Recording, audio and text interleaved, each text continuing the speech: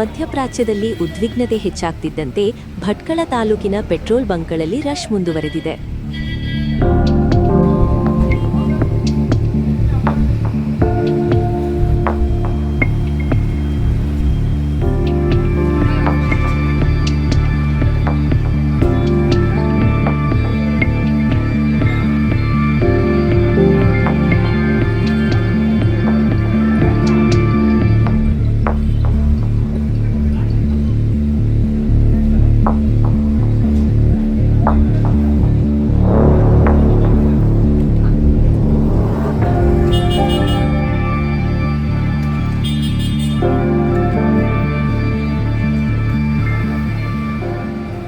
ತಾಲೂಕಿನಲ್ಲಿರುವ ಸುಮಾರು 7-8 ಪೆಟ್ರೋಲ್ ಬಂಕ್ಗಳ ಪೈಕಿ ಹೆಚ್ಚಿನವು ಈಗಾಗಲೇ ಖಾಲಿಯಾಗಿವೆ.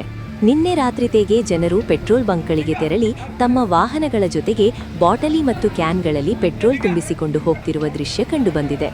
ಜನರು ಬೇಕಾಬಿಟ್ಟಿಯಾಗಿ ಇಂಧನ ಖರೀದಿ ಮಾಡುತ್ತಿರುವುದನ್ನು ಗಮನಿಸಿದ ಕೆಲ ಪಂಪ್ ಮಾಲಕರು ಪೆಟ್ರೋಲ್ ಮತ್ತು ಡೀಸೆಲ್ ಖಾಲಿಯಾಗಿದೆ ಎಂದು ಬೋರ್ಡ್ ಹಾಕಿದ್ದಾರೆ.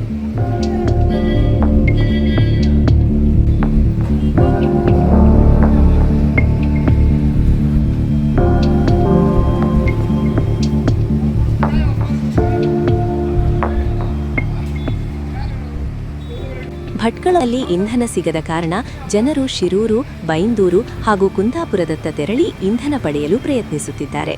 ಇದೇ ರೀತಿಯಲ್ಲಿ ಇಂಧನ ಸಂಗ್ರಹಕ್ಕಾಗಿ ಜನರ ಓಡಾಟ ಮುಂದುವರಿದರೆ ಇನ್ನು 2 ದಿನಗಳಲ್ಲಿ ಜಿಲ್ಲೆಯ ಎಲ್ಲಾ ಪೆಟ್ರೋಲ್ ಬಂಕ್ಗಳು ಖಾಲಿಯಾಗುವ ಸಾಧ್ಯತೆಯೂ ಇದೆ.